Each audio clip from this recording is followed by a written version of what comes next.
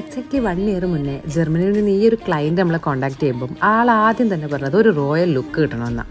ഏറെക്കുറെ റെഫറൻസൊക്കെ കണ്ടപ്പോൾ കുറച്ച് ടെൻഷനൊക്കെ ഉണ്ടായിരുന്നെങ്കിലും നമ്മളതൊരു ചലഞ്ചായിട്ട് തന്നെ ഏറ്റെടുക്കണമായിരുന്നു.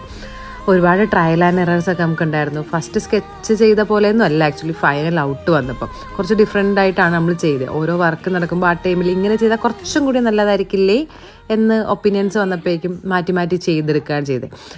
ആൾ കുറച്ചധികം പെർട്ടിക്കുലർ ആയിരുന്നെങ്കിലും നമ്മളോട് അത്യാവശ്യം നല്ല രീതിയിൽ തന്നെ കോപ്പറേറ്റീവ് ആയിരുന്നു.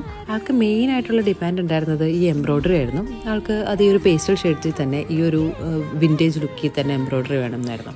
അത് ഓൾമോസ്റ്റ് നമ്മൾ അതുപോലെ തന്നെ കീപ്പ് ചെയ്തിട്ടുണ്ട്. ബാക്കിയെല്ലാം നമ്മൾ അങ്ങോട്ടും ഇങ്ങോട്ടും ഡിസ്കസ് ചെയ്ത് ഫൈനൽ ഔട്ട് ഇങ്ങനെ വരാനുണ്ടായിരുന്നത്.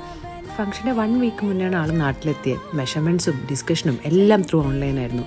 1 വീക്ക് മുന്നേ നമ്മൾ വന്ന് ജസ്റ്റ് ഒന്നും കൂടി റീചെക്ക് ചെയ്തതിന് ശേഷമാണ് സ്റ്റിച്ച് ചെയ്തത്.